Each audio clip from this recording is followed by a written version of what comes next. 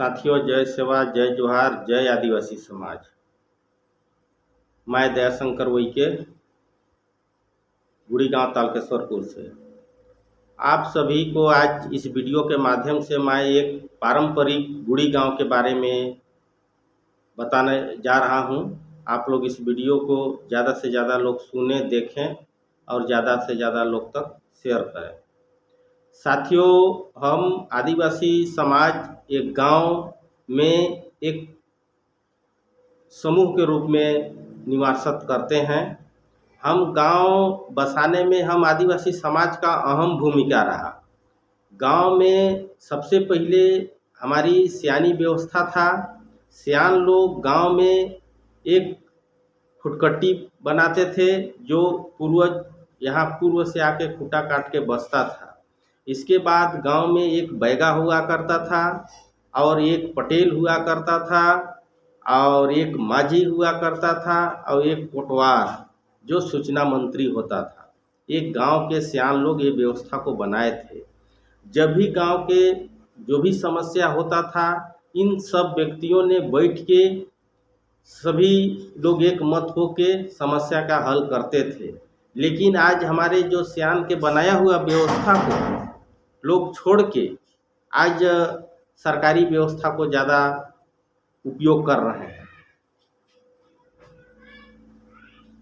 तो साथियों, इस व्यवस्था को हर ग्राम पंचायत में लागू करें। हर ग्राम पंचायत को गुड़ी ग्राम का दर्जा दें और 12 गांव के बीच का एक प्रगना सभा बनाएं। तो गांव का अगर समस्या है, गांव के सियान अगर नहीं निपटाने पाता है तो वहाँ 12 गांव के सियानों को बुलवाएं और उस समस्या का हल करवाएं। तो आप सभी लोग इस वीडियो के माध्यम से आप अपने अपने गांव में बैगा व्यवस्था को स्थापित करें। उसमें समिति होगा, सबसे पहले एक सियान होगा, फिर बैगा होगा, फिर देवार होगा, फिर पटेल होगा, फिर माझी होगा और इसके बाद कोटवार। वो कोटवार का काम रहेगा सूचना करना गांव में, समाज में। और पटेल का काम होगा वो राजस्व विभाग देखेगा। गांव में अगर बाप का पैतृक संपत्ति है तो बाप पिताजी का फौत हो जाने के बाद अगर उनका 2 बेटे हैं तो वो जमीन बांटने का काम मेन पटेल का होगा। तो वो पटेल जब जमीन को बंटवारा करके एक गुड़ी सभा का बैठक करके वो कागज देगा कहाँ? पटवारी को। वो पटवारी सरकारी दस्तावेज में लिखित रूप में कर देगा। लेकिन आज आदमी, हमारे समाज के लोग पटेल को नहीं पूछ रहे हैं, वो डायरेक्ट पटवारी को पूछ रहे हैं। तो इतना ज़्यादा रिश्वत ले लेता है पटवारी कि हमारा समाज चूहा जाता है। तो इसी बीच में अगर आपस में थोड़ा मोड़ा विवाद है तो थाना नहीं जाना है, कोर्ट नहीं जाना है, गांव के सियानों के साथ ही बैठ के निपटाना है। इसको बोलते हैं पारंपरिक ग्राम सभा।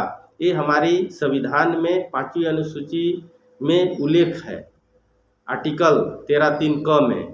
तो साथियों, ये व्यवस्था को आज ये नया नहीं है, ये हमारे पूर्वज के बनाया हुआ सिस्टम व्यवस्था है। इसलिए इस व्यवस्था को पुनः स्थापित करना है। प्रत्येक ग्राम पंचायत में जहाँ जहाँ आदिवासी हैं, इस पारंपरिक व्यवस्था को पुनः स्थापित कीजिए और इसके तहत आप लोग हर चीज़, मरनी, हेरनी, विवाह, जन्म संस्कार, मृत्यु संस्कार, सभी संस्कार हमारे इस व्यवस्था के तहत आता है। आप अपनी पारंपरिक व्यवस्था के तहत आप कहीं किसी सरकार के पास नहीं कूदना पड़ेगा, नहीं कहीं नहीं। इसलिए आप सभी लोग इस पारंपरिक व्यवस्था में जुड़िए और बैगा व्यवस्था को फिर से संचालित कीजिए। आप सभी लोग से अपील है, आप लोग बैगा व्यवस्था को अगर संचालित कर लेते हैं, गांव के पारंपरिक व्यवस्था के तहत चलते हैं तो आप सुदह सुरक्षित हैं। आप वो इलेक्शन और इलेक्शन के चक्कर में मत जाइए, सरपंच के चक्कर में मत जाइए। आप सबसे पहले गांव के मुखिया, बैगा, इन लोग की व्यवस्था में रहिए। सरकारी व्यवस्था कितना दिन चलेंगे साथियों? इसलिए अपना पूर्वज का बनाया हुआ सिस्टम पे रहिए, पूर्वज का बनाया हुआ रीति नीति नियम को मत छोड़िए। तभी आप आदिवासी हो सकते हैं या आदिवासी बच सकता है। नहीं, अभी सरकार हम सबको समान कानून लागू करने जा रहा है। इस देश में सबको समान तरीका से रहना होगा और सभी जगह समान सीट कर दिया जाएगा। इसलिए हम लोग अपना जो व्यवस्था है, सयानी व्यवस्था, उसको नहीं भूलना है, उसको संजोर और बचा के रखना है। और प्रत्येक गांव में पारंपरिक गुड़ी सभा गठन करना है और 12 का गांव के बीच में परगना सभा और इसके बाद कोर्ट सभा होगा। हमारा पूरा सिस्टम सुधर जाएगा। तो इतने कहते हुए मैं अपने बात को यहीं विराम करता हूँ। आप सभी लोग इस बात को अमल कीजिए और जल्द से जल्द अपने गांव में गुड़ी ग्राम सभा का गठन कीजिए। साथियों, पुनः जय सेवा, जय जोहार, जय प्राकृतिक शक्ति, जय आदिवासी समाज, जय फड़ापेन।